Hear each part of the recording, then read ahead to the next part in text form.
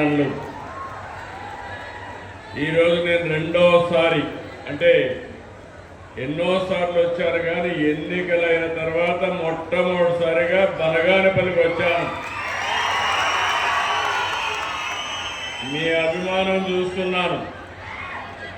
ఎప్పుడూ బనగానపల్లికి వస్తే ప్రత్యేకమైన ఆప్యాయతను చూశాను. అలాంటి మీరందరిని అడుగుతున్నా, 2 ఏళ్లుగా బాగున్నారా లేదా అని అడుగుతున్నా మిమ్మల్ని అందరినీ.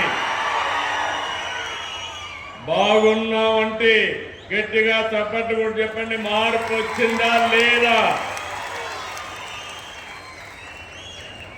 ఎన్నికల్లో మేము ఒక మాట చెప్పాం.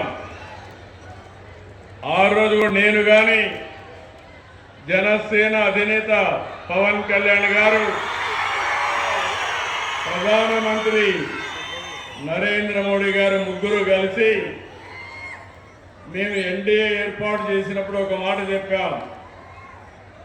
రాష్ట్రం విధ్వంసం అయింది, పునర్నిర్మాణం చేయాలి, పూర్వ వైభవం రావాలి, తప్పకుండా చేస్తామని చెప్పాం.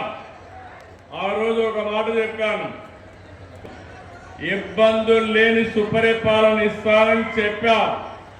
ఈ 2 ఏళ్లలో ఇది జరుగుతా ఉందా లేదా అని మిమ్మల్ని అందరినీ అడుగుతున్నాను మళ్ళీ ఒకసారి.